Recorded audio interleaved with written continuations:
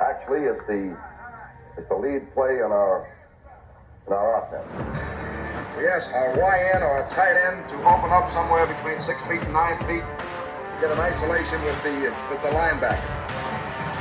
Tell the tackle to take the defensive end if he's over him. If he's not, to drive down on the first man to his inside. If the YN has the linebacker taken out, he cuts inside. If the YN has the linebacker in, he comes all the way around. If you look at this play, what we're trying to get is a seal here and a seal here, and try to run this play in the alley.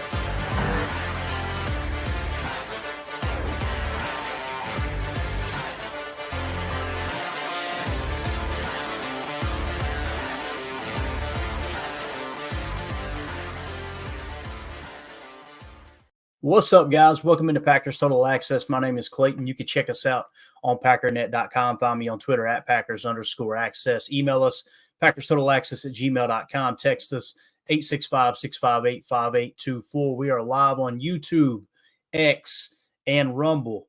Jacob, how you doing tonight, buddy? I'm doing good, man. I was here on time, ready to go. You know, me and Clayton are professional. We take our jobs very seriously.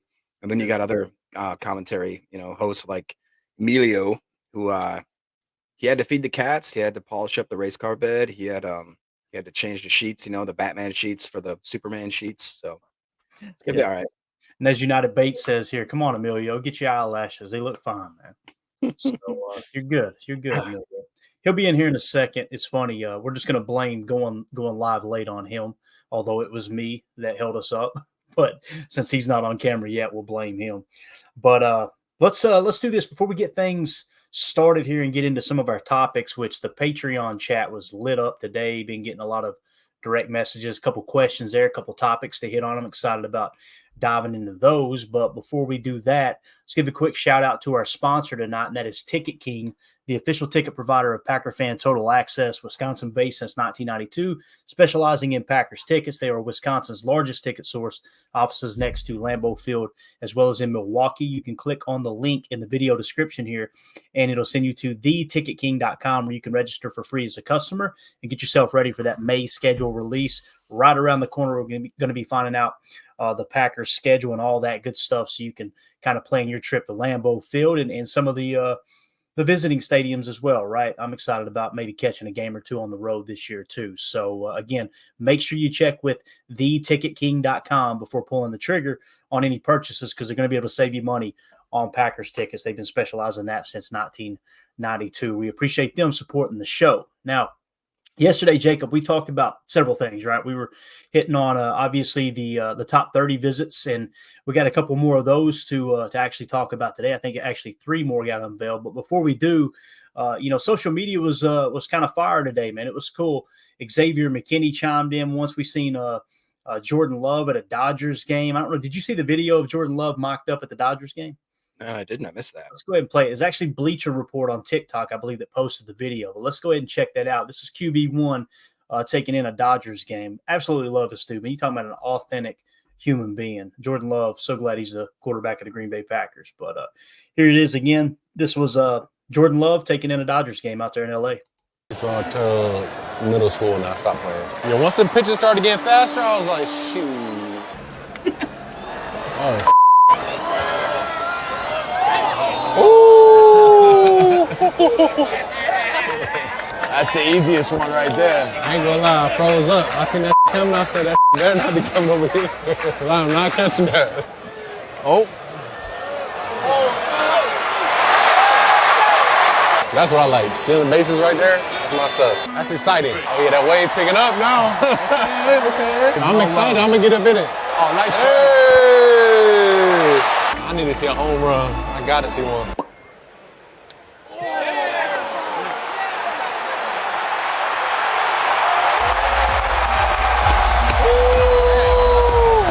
sad part about it was I missed it. I didn't even get to see the bat.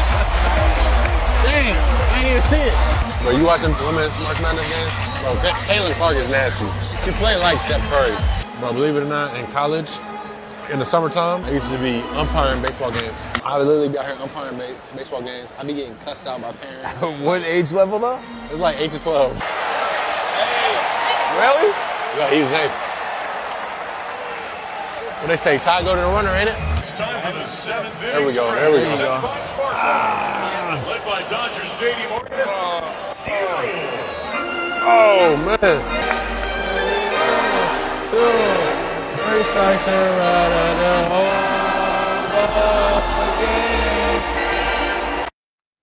Love it. Absolutely love. I love how you didn't know the words there too. It just said mumbling the lyrics.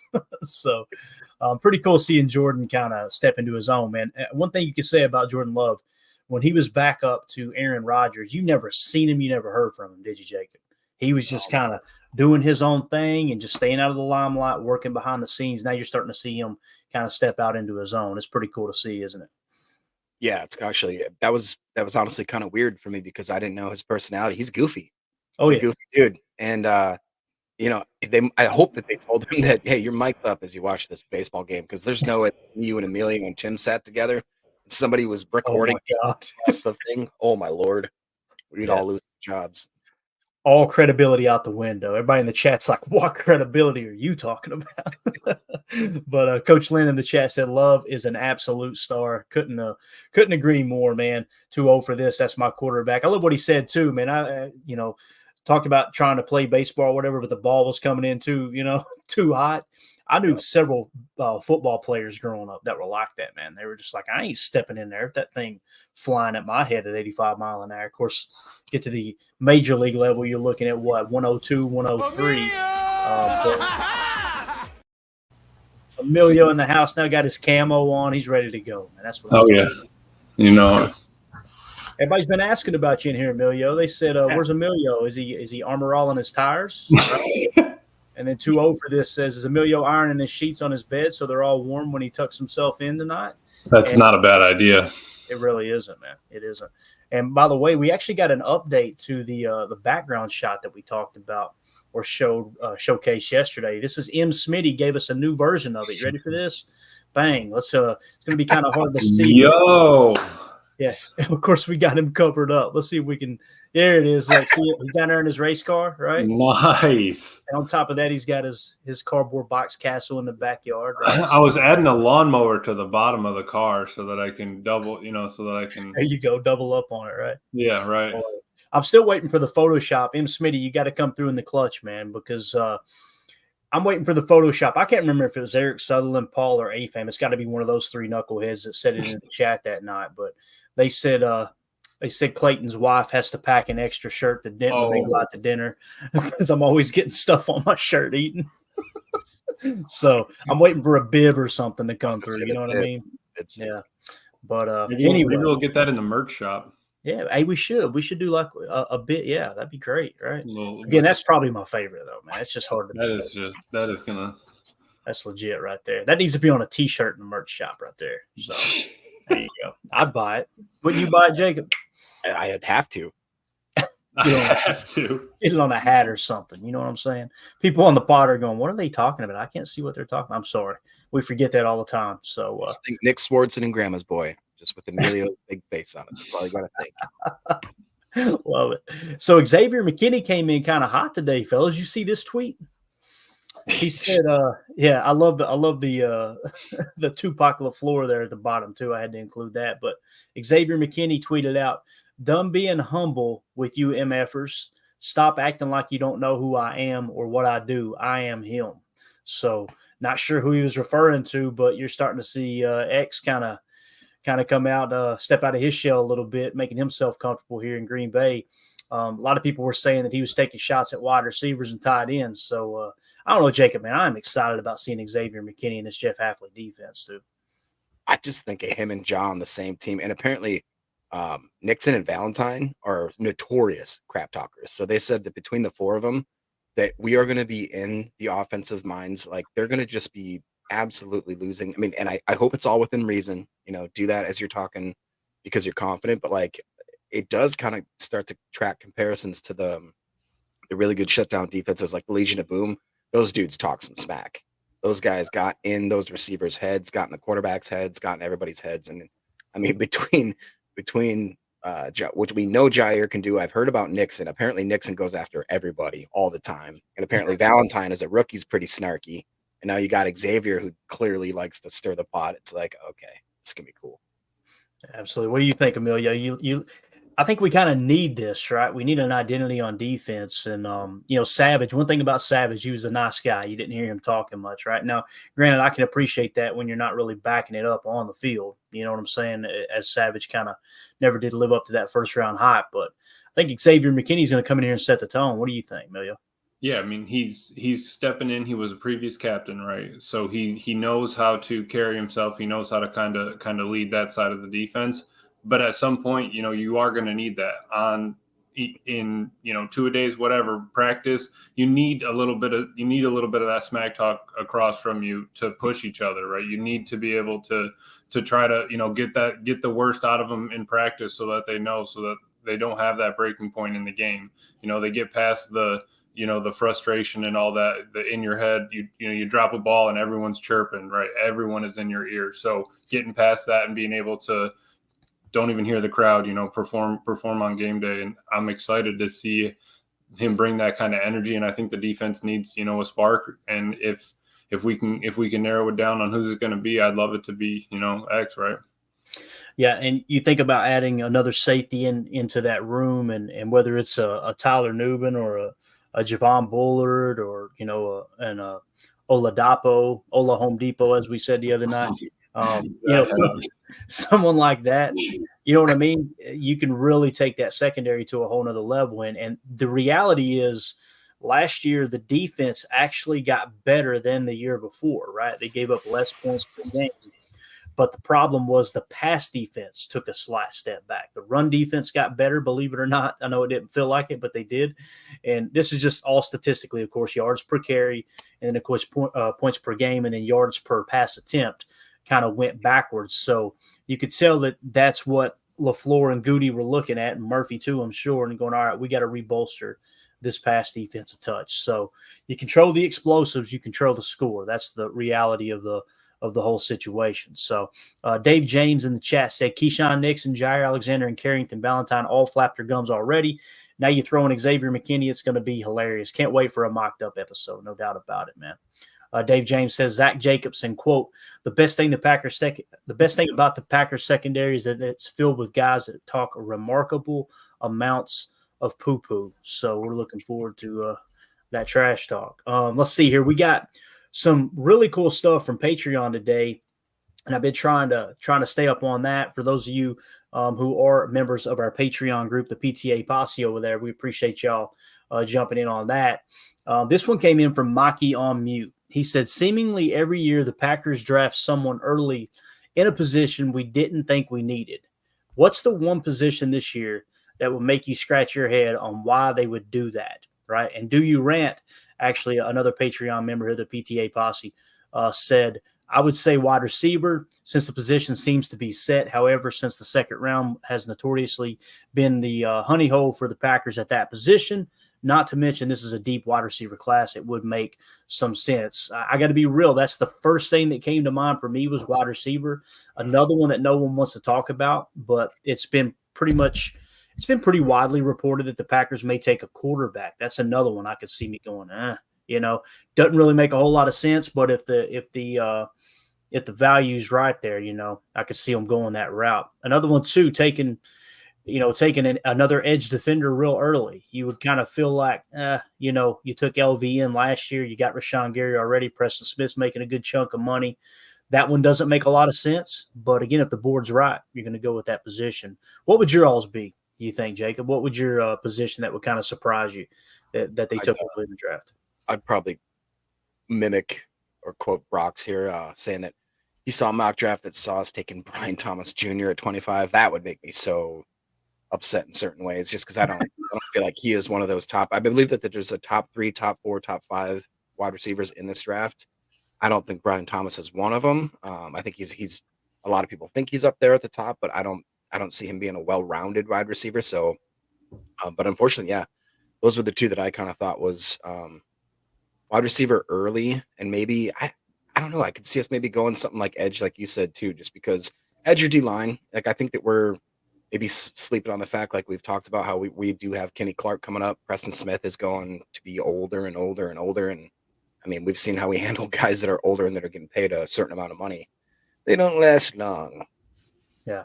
I've actually got Brian Thomas Jr. in the 88 spot on my board. So Yeah, I agree. That would really – and again, it doesn't matter what Jacob thinks. It doesn't matter what my board says. What matters is what's this Goody's board look like. All right. But, yeah, I do have him in the 88 spot there, though. Emilio, what do you think, man? What position would kind of take you off guard there, dude? Yeah, I'd have to say that, wide receiver, quarterback. Besides that, I think we're I wouldn't be opposed to kind of any other position there. I guess a linebacker in the first, Look what we but did. Stirred the pot, and all of a sudden the wide receiver wizard came out of nowhere. so, always. I love it. Yeah, Jacob got me all kinds of hate mail from the topic yesterday, right? With the whole Goody LaFleur there, or the day before. And of course, Jake Shavink, I'm still recovering from the tongue lashing I got from the listeners when we took a wide receiver there in the first round. But go ahead, Emilio. I wouldn't honestly put it past Goody taking a wide receiver because he has two in the second. But again, none of our mock drafts have ever taken a wide receiver. I'm pretty sure if you pull up all four of those, five of them, I don't think anybody took a wide receiver in any of the drafts. The only other thing that maybe would be, first round running back, 25 for running back would be a stretch in this draft, I would think. Yeah. And, someone mentioned Lab McConkey at 25. I've got him in the 50 spot. I will say this. People that I trust, they absolutely love Lab McConkey. Now, not necessarily in the first round. They didn't specifically say that, or with the Packers. Just listening to the folks that really take time breaking down the tape. They said this dude is a route running machine. So, and he's just one of those guys, high football IQ. Honestly, and I hate to say it because he's a wide receiver, and they even joked about it too when I heard Greg Cosell and Doug Ferrara talking about it. But they were like, not just saying this because it's a wide receiver, but Cooper Kupp type is how they're feeling about Lab McConkey. Just heard him say Wes Walker.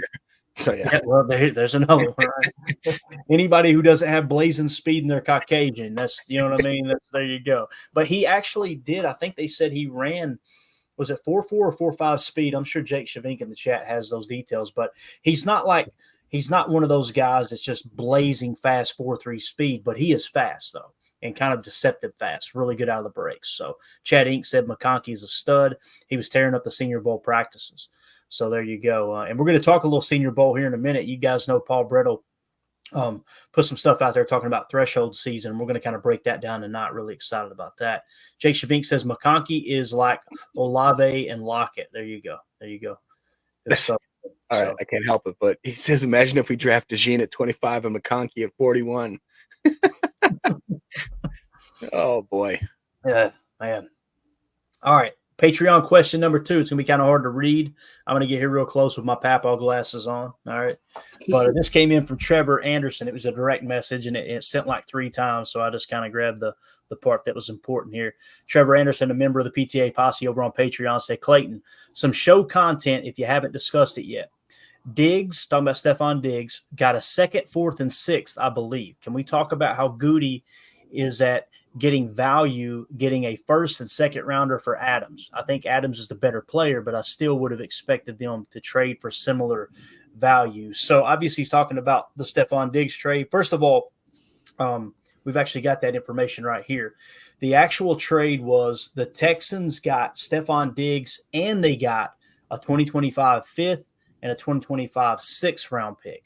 The Bills got a 2025 2nd round pick. So the Bills had to give up a couple of, a 5th and a 6th rounder to grab that 2nd along with Stefon Diggs. Now, as far as trying to comp that to Devontae Adams' trade, we got a 1st and a 2nd rounder for that current year draft too. That was what was wild about that. So yeah, this really kind of equates out to what would be a 3rd round pick this year, essentially, is what the Bills got. Anytime you go 1 year in advance, and I know people they refuse to believe that that's how it actually is.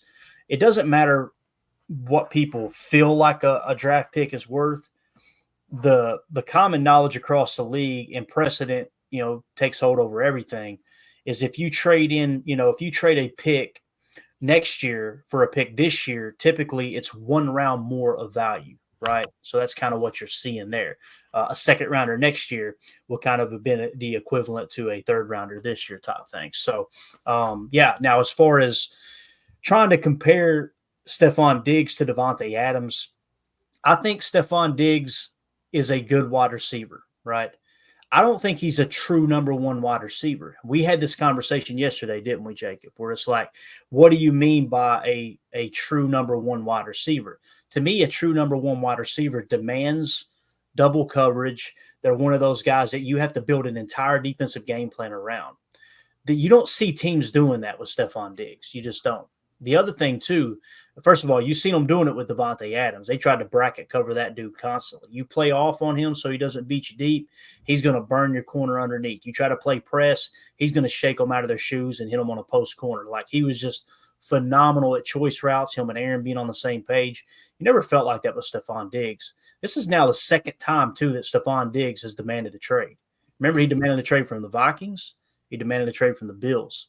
You know the old saying that I go by. I was taught it as a young whippersnapper in the hills of Kentucky. If everywhere you go it smells like dog crap, probably want to check your boot. You know what I'm saying? So, Jacob, what do you think about this? And as far as the comps, I mean, you got to put some respect on Goody's name. Granted, Devontae was the best receiver in the game, but getting a first and second round pick in that year's draft is pretty impressive. Yeah, and I think what's even more interesting about this is the fact that, did you guys see what the Texans did? They actually basically threw away the rest of his contract as well. So all they are now have them on the books is for one more year. They actually then took $3-point-something million from that money of next year's, put it into guaranteed money for this year, with the hopes of basically saying, all right, Stefon, basically you're an unrestricted free agent after this year. Show us everything you can do this year. We need you. We signed you for, I mean, if I'm the Texans and I'm their GM, their organization, I think this is kind of a smart thing. It looks a little bit reckless, but if we were thinking about it, it's like, we want Stefon Diggs, we want prime Stefon Diggs. Well, now you're going to get him because he's playing for 22 and a half or something this year. Plus he's playing to be a free agent next year. So I think that for the Bills, it's a little weird. They're just clearing house. They got rid of Gabe Davis as well. That's what brings up this comment here by Ron Sandville saying that he read an article today that talks about how the Bills are needing receivers now could result in that perfect prime Packers trade back offer, or then to trade up into that 25 spot. And we talked about how deep the wide receiver class is, especially at the front end of this draft. So that right there could be the writing on the wall for the perfect scenario, which I've been begging for, which is trade back and then, compile as many top 100 picks as you can. So yeah. I don't know. What do you guys think? Yeah. What do you think, Emilio?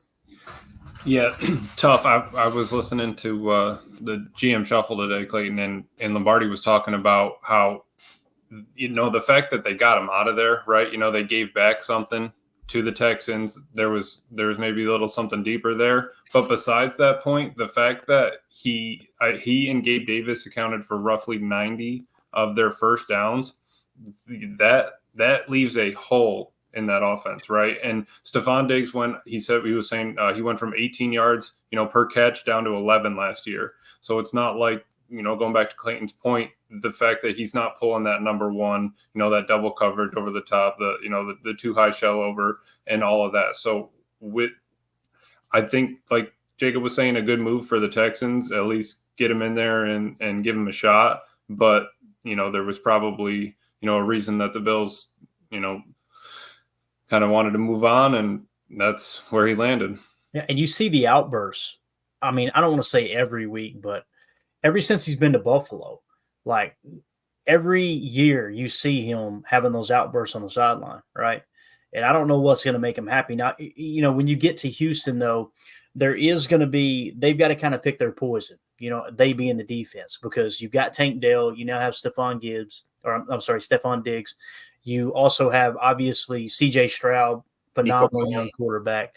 And now you went and did they get Joe Mixon too? Am I thinking right? They got Mixon and they got Nico Collins. There you go. So these defenses are going to struggle, and that's probably going to open things up for someone like Stefon Diggs. The problem is in the past, and again, maybe he'll change the scenery, fixes that. But, if he gets to the point where he's not getting the ball like a true number one, you're going to see him start to complain. I just think about it this way. If you look at the culture in Buffalo, right, and with their head coach, I'm trying to think of McDermott, right? I think McDermott's a good coach. I do. but he's not the type of coach that comes across like, hey, we're doing things my way, shut up and get in line. D'Amico Ryans is just a few years removed from playing in the NFL, right? Imagine Stefon Diggs getting in D'Amico Ryans' face like, I want the ball. D'Amico Ryans is liable to slap him down. So you're going to sit from the top down, and then you got CJ Stroud, who just has all these natural leadership abilities, right? He's just one of those guys. He's a leader in every sense of the word. You've seen it translate onto the field. You heard it from all his teammates. You see it in every interview. So I think this change of scenery will probably be good. And like many other people pointed out with Stefon Diggs, and we'll move on. I know it's not a Bills or a Texans podcast here, but his brother plays in Dallas, right? If I remember correctly, he's still there. And his family is located in Texas. So it's going to be something where he's closer to home, right? Is what it sounds like. So can I say one last thing on it too? Yeah, man. Is that I think what the Texans realize is that they have a same window. They compared the Texans are the AFC version of the Green Bay Packers right now. Freaking up and coming young quarterback who just absolutely surpassed what he should have done. A group of wide receivers that are and this is for our group. We have a group of wide receivers that are so good we maybe don't need to draft another one because they're so young and talented. On the opposite side, though, with the Texans, they've got Nico Collins, they got Tank Dell, they got a decent tight end. I think it's can't remember, whatever. They'll reset him. They got Mixon. So now the thing that they were missing was maybe that third standout wide receiver. They went for a true, I think, all-in signing that one free agent that could make that difference in that offense. And I think the way they structured the contract, like you're just talking about now, I think it really is just a 1 year to see what Stefon Diggs can do. I don't think they think that him and D'Amico Ryans can stay together for longer than that. They can stick it out for maybe a season, go win a title, or at least make a good, deep drive into it. And then they're going to come back around. And also that 2025 pick that they gave to the Bills, guess who they got that from? The Vikings. That's not even one of their own. So it seems like a great deal for them. Yeah, for sure. And, there's many people, many Packer, fans, podcasters, this isn't the Packers, who cares? Guys, we're approaching the draft. Every move that occurs in the NFL, when it comes to positional importance, especially someone who's going to take on a starting role, it affects the draft. That's why we're talking quarterbacks. We want to know how many quarterbacks may be taken before the Packers pick. And the more the better, obviously. It goes with wide receiver too. And then what you're going to have is one of those positions of need are going to fall right in our lap. One of these top tier guys, right? That's what we're hoping for. That's the reason you have these conversations in early to mid-April, because those are the things that's going to shape up the first round of the draft. And we know what happens in the first round of the draft is really what controls the rest of the draft all day long. So it's going to be interesting to see how all that shakes out for sure. But again, appreciate you guys in Patreon, in the PTA posse there on Patreon for submitting the questions and all that stuff. The chat is lit up over there. And again, anyone who wants to support the show, you can find the link to our Patreon group there in the video description as well. We appreciate y'all, like I said, supporting in that regard. And also get yourself in there so you can get in the drawing for the autographed Paul Hornung jersey coming up in round 1 of the draft here on like I said, the first round there on Thursday night on the 25th. We're going to be giving that away that night. It's going to be a lot of fun too. And Emilio's been working on that customized wheel for us. I'm excited about unveiling that. So there you go. United Bates says Packers play in the NFL. We should care about the other 31 teams. Completely agree, man. And we're playing the Texans this year, right? So, right. Ooh, that's a big game. Yeah, it's going to be great, man. 2 great young quarterbacks going at it. Both of them with, obviously the Texans in their revamped wide receiver room there, and the Packers with their young receiving core. That's going to be a lot of fun, man. It's going to be a whole lot of fun. And again, it's important too to keep your finger on the pulse of what's going on around the league. Like I think everyone feels pretty comfortable saying the Texans are one of those up and coming teams, and if they take that next step, then it's important to kind of log this information. Go, okay, here's how they got there, right? I don't know. I think it's just a lazy way to fan when people, hey, I don't want to hear about that. Okay, I got you. Calm down. And like I said, it's typically those gatekeepers too. It's not fans, but it's those people that think that they're more important than other Packer fans, and they're going to tell everybody, we'll let you know what you can talk about. Okay. Gotcha. Speaking of letting you know what we can talk about, don't put it up. Maybe put it back. All right, pull it back. Somebody pull it back. Hey, I've seen it starred. Somebody paused the screen. Like, I got to see that one. Yeah, that's. I just wanted to point it out because it was an Eric Sutherman type moment, but it wasn't that bad. But he ran, and then right away, Paulie J says, Ron coming in hot here tonight. You don't believe me? Just check the chat. All right. Hey, it is a butterfly effect, though. He's not wrong. It's a good point. And honestly, we've talked about it, Clayton, and I think it just highlights how true some of the stuff that you have said over the years is that you can turn over an organization with a good draft, and specifically at 2 positions. Look at what the Texans did with their draft. What they have like back-to-back or really close picks. They went C.J. Stroud. It wasn't the other one, Will Anderson. Yeah. And they absolutely, both of those players, you could argue, revitalized both of those offenses and defenses almost single-handedly. So it's like, yeah. And again, how did they do it, Jacob? We talk about it. When I show my draft board, my vertical board, you'll see names in green, names in blue, then names in white, right? The green are positions of tier 1 importance. Will Anderson, edge defender, tier 1 of importance. Quarterback CJ Stroud, tier 1 of importance, right?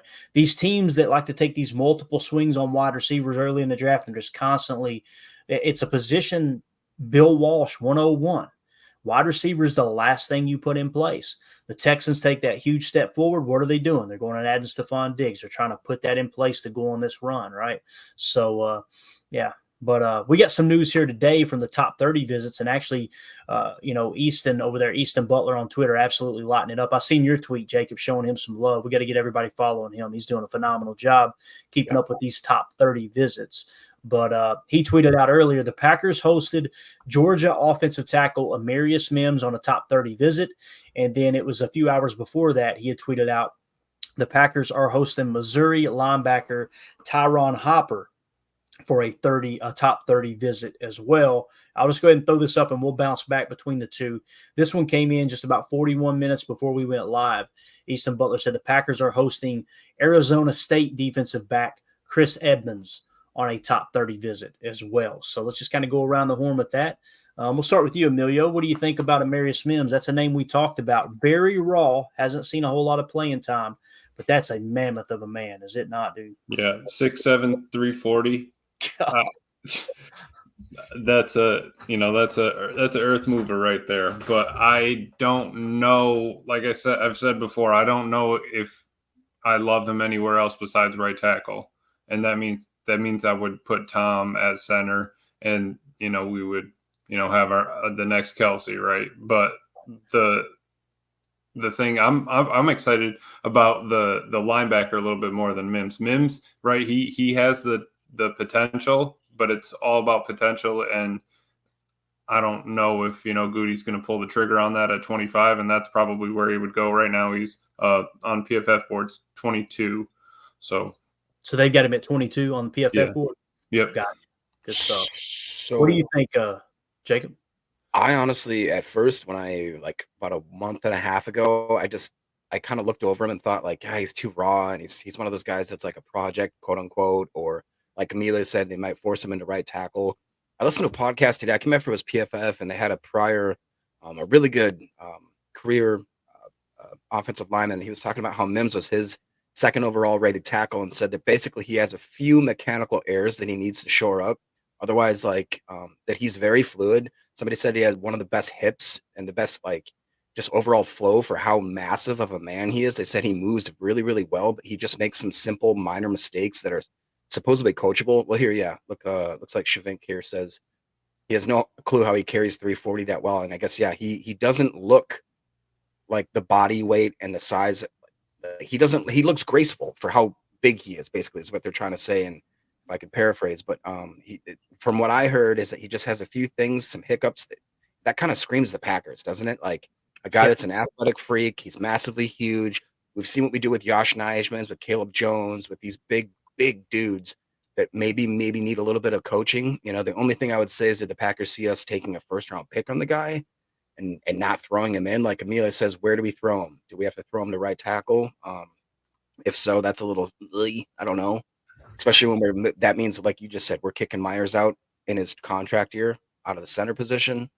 I don't know how that makes me feel. If we could kick him to right guard, that maybe may make me a little more intrigued. But I mean, imagine that. You get Tom at right guard and you try out Mims at right tackle. Now I'm starting to. All I was saying about his right tackle spot is that's all he's played in the 3 years from 21 to 23, and he's played a little bit. I think it's right around 800 total snaps. 800 snaps. Okay. So he's just raw, like we've been talking about. Yeah, and like I said, if you do take him and they got a very high grade on him, throw him in at right tackle, move Tom around to where you want to, right? It just we say that every time we say it. I understand why people say it, but it still makes me nervous because Tom was just so solid at right tackle. It would be absolutely horrible if you did make that move, and then whoever you draft to play right tackle, just you swing and miss on them, and it's, oh my gosh, man, that would be absolutely devastating. So let's see here what else we got. I got to figure out why Marius Mims. Go ahead. Oh, I was going to say for Teron Hopper, PFF has him at 209 on their big board. I'm not a fan of him. He just he didn't grade out well. I didn't like his film. Yep.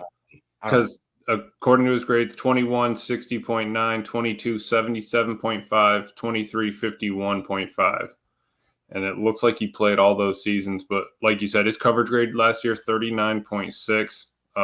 His run defense was a 60.9. Got it. Good stuff, man. We'll see how it all shakes out here. I'm looking. I can't. There he is. He's right underneath my nose the whole time. Amarius Mims, I've gotten a 21 spot. So for me, Amarius Mims checks out, man. And I understand the people that say he's raw, and like we said, he's only played right tackle. But if we got him at 25, I couldn't argue with that, And I know we did a couple mock drafts where he popped up there in that spot too.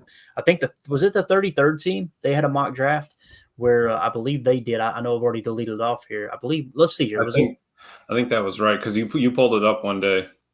It wasn't this one, but yeah, we did one that was the 33rd team mock. That was the one we did, but the 33rd team mock draft that they did, I'm pretty sure they had Amarius Mims on there if I remember right. So, what do you guys think of this question by Deadfish, which I think is quite possible? Who do they take if Mims and Bratton? I think he means Barton, right? Are both there at 25. I would take Barton, but that's just because I have it convinced that he's just a more plug and play, and that he really could play at least 3 of those 5, if not all 5 positions. Yeah. For me, Amarius Mims, I've got at 21. I've got Graham Barton at 23, but Amarius Mims is a tackle. That's closer to that tier 1 of importance, even though it's right tackle, as opposed to a guard. I think it just comes down to, which player the Packers like more. Now, on the surface, if you were to say remove the positions, which player do you like more just personally? Outside of my board, I would say Graham Barton, hands down. But, when you look at tier 1 of importance, that comes into play there, right? It really does. Graham Barton is just one of those guys that I think he could play tackle in a pinch, even though he's got the shorter arms. It's just they're right there in the same tier for me, though. They really are, man. They'll be right there together. I would be fine with either of them. It just comes down to which one Goody likes more. But I think that it seems like, too, Amarius Mims and Jake Shavink in the chat, correct us if we're wrong here, isn't there some kind of threshold that suggests that Amarius Mims is too big for Goody to take? It seems like they've never drafted a tackle that big. But, Emilio, what do you think about Amarius Mims here, man? I would have to say Barton as well, like Jacob. I liked Barton's versatility for Matt, and I think that he would, like that a little bit better than having to bank on Mims, unless he's going to be a developmental guy, which is fine. But then, there's probably uproar about setting a first-round pick again. So, yeah, that's the double-edged sword. Yep. All right, so the other one that popped up was the Packers are hosting Arizona State defensive back Chris Edmonds on a top 30 visit. Jacob, you got anything on Chris Edmonds as Emilio pulls him up on PFF? So honestly, I don't, which makes me believe that this is one of those UDFA visits or something. I don't know. I haven't heard of his name, even in some of the more like NFL Byte or NFL Buzz usually gets down to like 350 prospects. I didn't see him on there, but I didn't check very hard there. But they have. I don't. PFF doesn't even have any Sun Devils on their board. So, gotcha. So this might be one of those guys that we're talking about, right? That it's a potential undrafted free agent, like Jacob was saying. That kind of Chris makes Edmonds. Who? What's that? Yeah. Let's do it. I see what you were trying to do. Yeah, he's not even on my board, so I'm going to add him to my board for sure and see where he grades out at. But this may be our next Sam Shields right here, boys. You never know. Might be someone who goes undrafted and Goody picks him up, and in 2 years he's a starting corner, right? I mean, it has happened before, so we'll see how it unfolds. But again, just something we want to kind of keep our eye on there, the top 30 visits. Now, yeah, he could Let's see. Yeah, who exactly? Coach Lynn got it. So if we, keep in mind he's not on this list, he being Chris Edmonds. But if you get the updated top 30 visits list now from Easton Butler on Twitter, this is how it sits. You've got 3 offensive linemen. Okay, you got basically interior offensive lineman Zach Zenter from Michigan. You got 2 tackles, both Tyler Guyton and Amarius Mims. Then you've got 3 cornerbacks, Jerrion Jones, Jaquan Shepard, Omar Brown, and then you've got one that's listed as a defensive back, which is obviously Keaton Oladapo from Oregon State, more of a safety than anything, but can play the slot. I'm sure that's why he's listed as a DB. Then you got 3 linebackers, Tyron Hopper, you've got Edgerrin Cooper, and you've got Traven Wallace. And you've got 2 defensive linemen Michael Hall Jr. from Ohio State, and then defensive tackle Christian Boyd, Mr. Eric Sutherland's draft crush here. So those are the updated top 30 visits. Now, the reason that we wanted to look at this is because Paul Brettel tweeted this out yesterday, I believe it was. He said, while it is, quote, threshold season, let's also not forget about which prospects participated in the Senior Bowl. In the last 2 drafts alone, 10 of Brian Gutekunst's selections have participated in the Senior Bowl. Okay, so essentially right at 50% of Goody's draft picks in the last 2 years have participated in the Senior Bowl. So what I thought it would be cool to do is go ahead and pull up the while we kind of look at these top 30 visits, why don't we pull up the consensus big board, all right? This is from the mock draft database website, but this is specifically the 2024 Senior Bowl roster. I thought this was absolutely awesome that they had this in their system. And the reason being is because it acts the same way as the consensus big board, but it's only those players that contributed or performed at the Senior Bowl. And you can go by position, and you notice the overall rank is actually still to the consensus complete big board, right? So they're taking them and plucking them out. This is really, really cool to see. So as we go through here, and let's just kind of look at these positions real quick, what we're trying to do, guys, is find not the outliers, but the common ones, right? The ones that, okay, they're a part of the top 30 visit, but they also played at the Senior Bowl, or at least practiced at the Senior Bowl. That way we know, okay, they were on the Senior Bowl roster. Maybe we can narrow that list down to a few guys that most likely will be picked by the Packers. Nothing's a slam dunk. We may have a big goose egg on this little exercise, but I'm eager to see if it does shake out this way. So, again, when we go to offensive line, let's start there. Interior offensive line, Zach Zenter. Obviously, he was not at the Senior Bowl. Offensive tackles, though, you've got Tyler Guyton sitting in the 30 spot. Okay, let me drop this down. So you see Tyler Guyton in the 30 spot right there, right? So that's one you immediately go, okay, Senior Bowl, top 30 visit. Could that be pick 25? That's right there in that range, right? So it's possible. Now, if we go back to it, you got Amarius Mims. Amarius Mims was not at the Senior Bowl, so he does not make the list. All right, so let's go back to the list again. First of all, offensive lineman there. Let's just go around the horn with that as you guys are off the rail. You got to stop reading the chat, boys.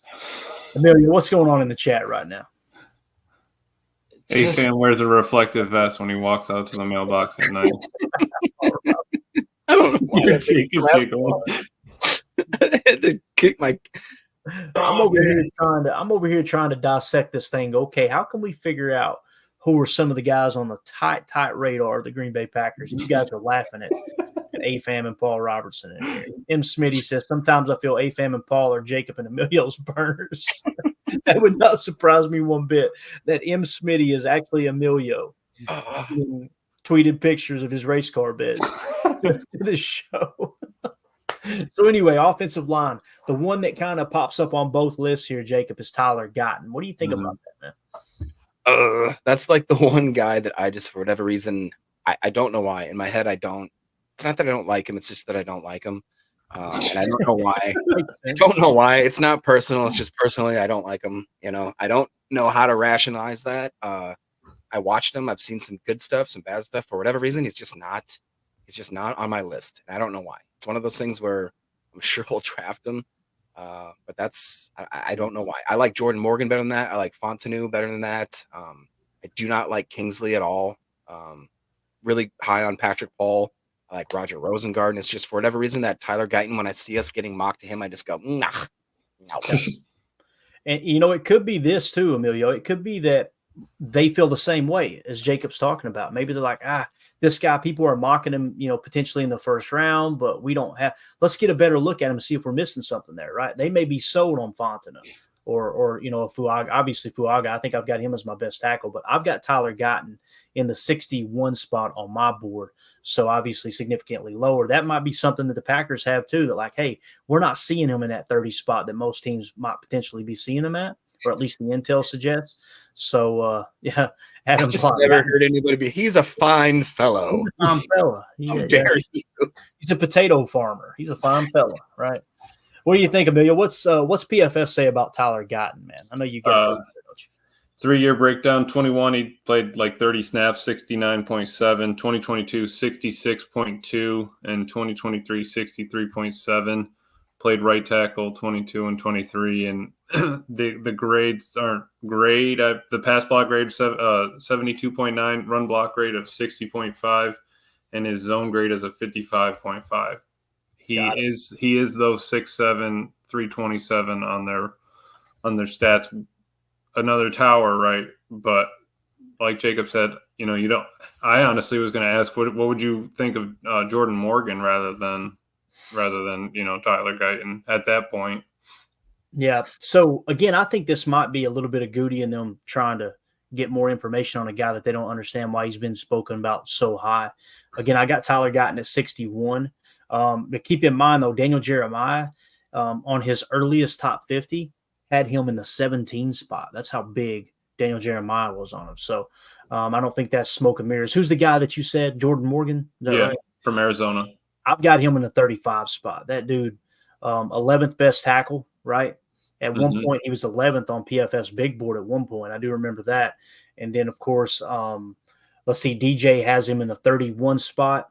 The 33rd team has him a little bit lower at 94.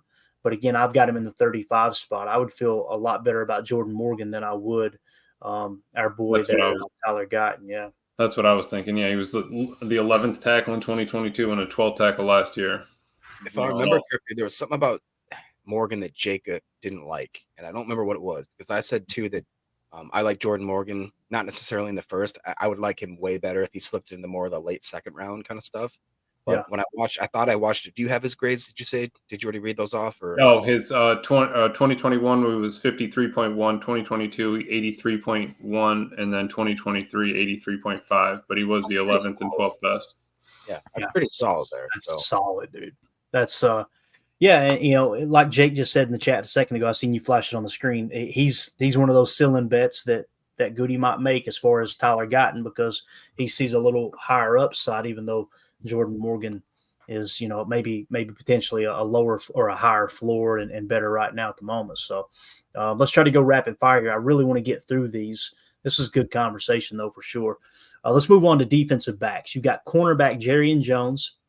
You've got cornerback Jaquan Shepard and cornerback Omar Brown. So if we go ahead and shift it over to cornerbacks, let's see if any of these guys were at the Senior Bowl in that regard. And I don't think there was any. So if we flash this down, we're looking for Shepard, Jones, and Omar Brown, right? You have to look at safeties though as well.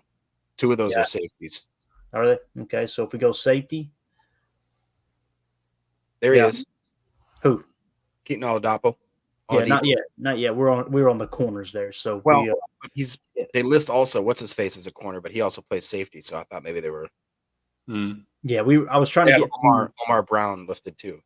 Yeah, I was just wanting to make sure that those three weren't on the Senior Bowl roster, and they are not, are they? Jerrion Jones, Jaquan Shepard, or Omar Brown. So neither of those three are. But like you said, Keaton Oladapo from Oregon State is definitely on there listed as a safety. So there's another one we would put on the list. They've got him in the overall 166 spot. Emilio, if you can pull up, not Malik Mustafa. Got to get them mixed up every time. Oladapo. Pull up Oladapo if you don't care, Emilio. I'd like to hear his PFF numbers there. But again, he's one of them that makes both the lists as far as the top 30 visit and the Senior Bowl. How do you feel about him, Jacob, on the surface, Oladapo? Oladipo? I think that Oladipo is pretty good. Ola Home Depot. Dude. Don't. To That was be a little honest, bit of whiskey talking the other night, I believe. I'm actually super excited about it. He keeps being consistently like mocked, in the later rounds. I know that doesn't mean anything, but if he It does, can, though, Jacob. It does, man. it does. These names keep popping up, man. What I'm saying though is if he all of a sudden pops up in the third or fourth rounds in the actual draft, and that's where it's like, okay, now we understand that there was some actual smoke, where there was some fire. And you look at the names that he's around. I mean, Bo Braid, I've seen shown as one of the best top 3 in certain, like I don't remember if it was the 33rd team or one of the creditable things. It's so odd to see a guy like Tyke Smith up there in the third. There's a lot of guys that fluctuate right here, but they're around areas. I mean, we even talk about like Sion Vaki. That was one that I knew Emilio liked, but it sounds like he might be converted to a running back. So like in this area of the draft, it's such a hit and miss, where I feel like that if a team really has a lot of confidence in a guy like maybe Oladapo, however you want to say it, they may pull the trigger on him and we may all look like idiots. And who knows? He could follow the UDFA. Who knows? Yeah. Right.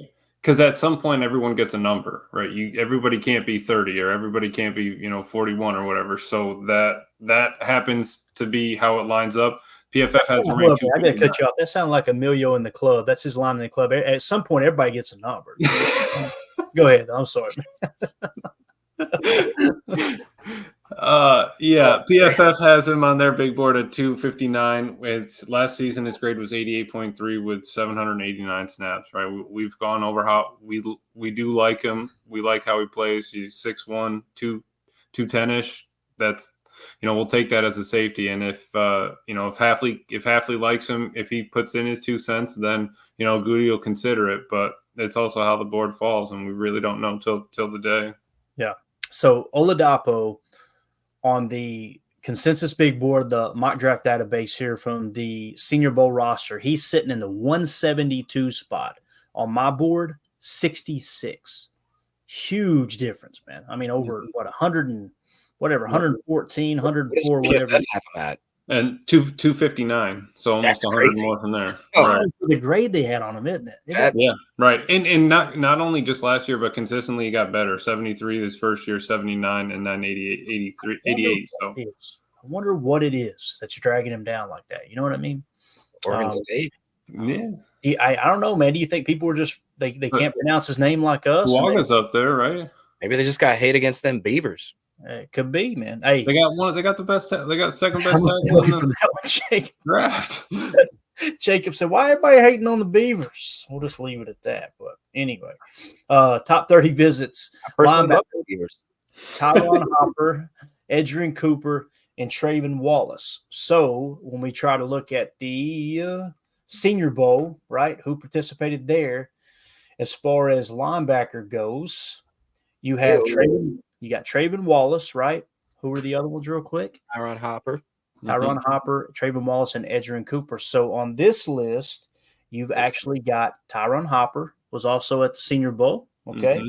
But our boy Edgerrin Cooper was not. So on this, you're going to pick up 2 that are on both lists. Trayvon Wallace from Kentucky, Tyron Hopper.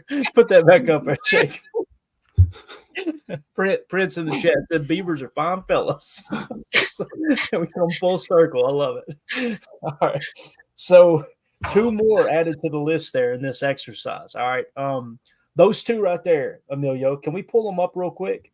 And we got to go fast. We're at the 53-minute mark. So hopefully you got that blazing. Hopefully your neighbors have good internet tonight. We're going to get who'd you want? Did you want Tyron or let's start with Trayvon Wallace if that's all right. All right. So PFF has him at 246, 6'2", 241. 2021 he was 47.2, 2022 69.7, and then 2023 it was a 61.1. Got it. All right.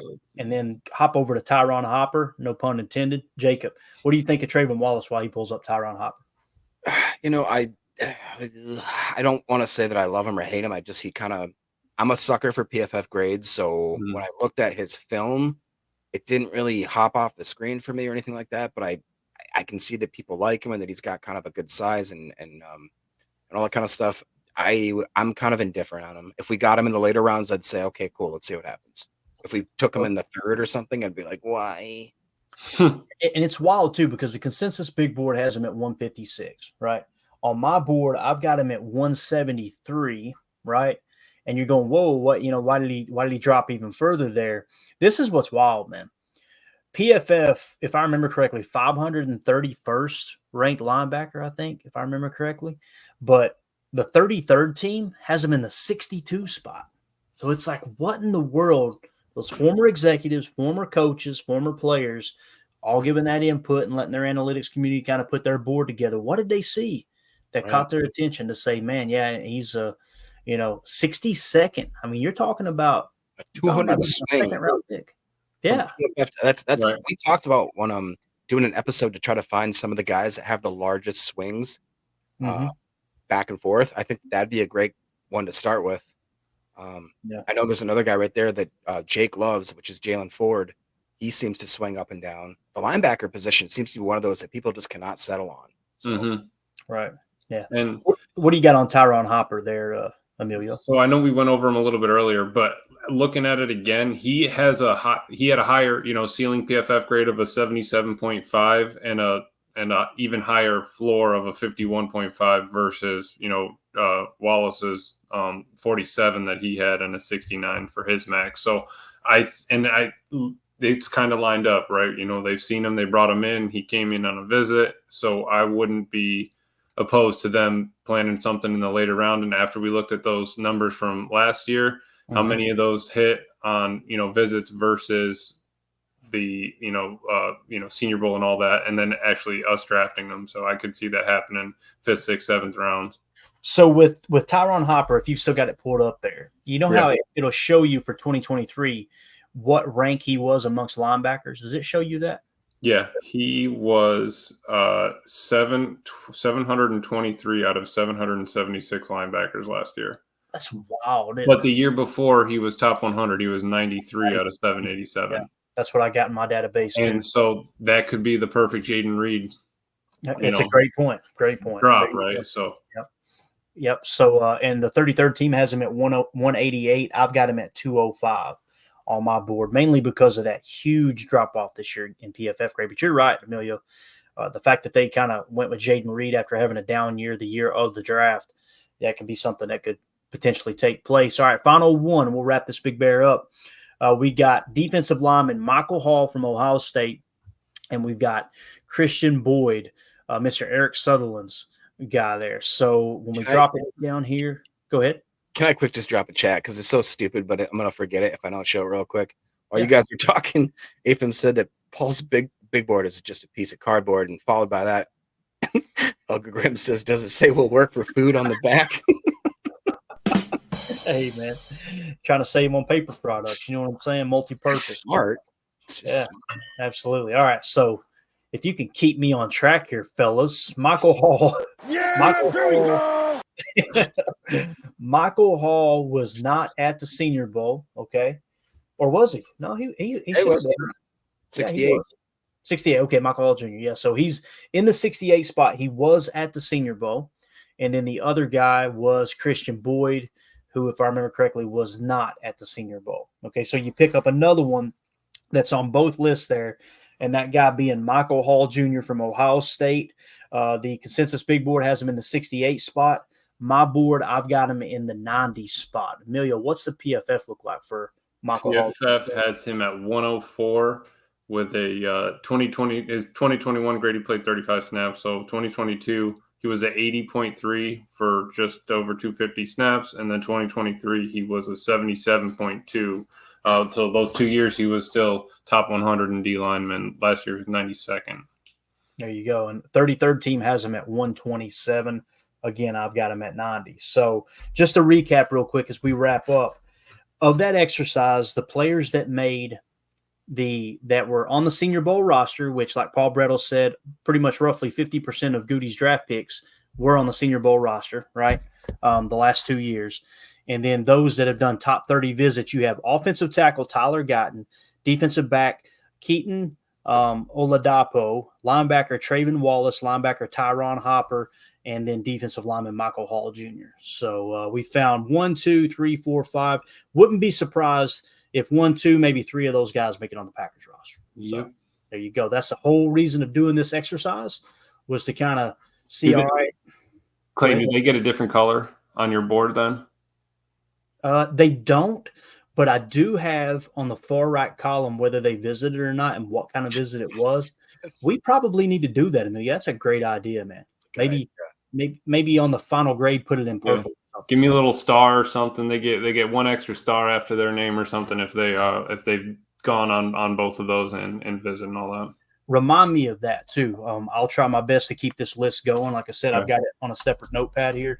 So that's a great idea, man. It'd be awesome that when we do print off our horizontal boards for when you're up here for the draft, we'll have those special marked like, okay, because we may be able to unlock kind of a couple keys of how Goody looks at the draft and potentially for the future. So let's go around the horn real quick. We got to wrap this thing up. Hour mark. Jacob, you got anything else, buddy? No, man, that was a good exercise. I think it'd be good to I wouldn't be surprised, like you said, if we get at least 2 or 3 or more of those dudes. Michael Hall Jr. is the one that keeps popping up to me. D tackle, like we've talked about, being a replacement for Kenny Clark. He's from Ohio State. We're not afraid of taking guys from Big Ten schools. Some guys have seen him going in the second. I could see us taking him with our second or third round pick and kind of be one of those where people are like, oh, I didn't see that at all coming. Like, and it's just, I could see that. Absolutely. Amelia, you got anything, Bob?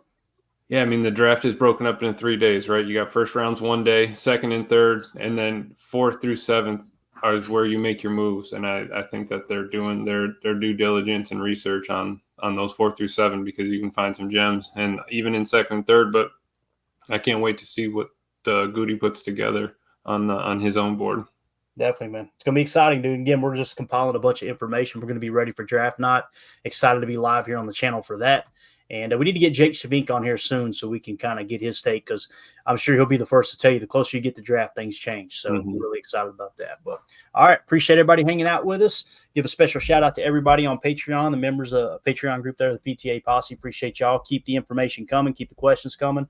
We'll keep incorporating into the show just as a little bonus for you guys and gals that are helping support in that regard. The chat was lit tonight. Really appreciate everybody here. So Emilio's first good idea. Does he get a participation trophy?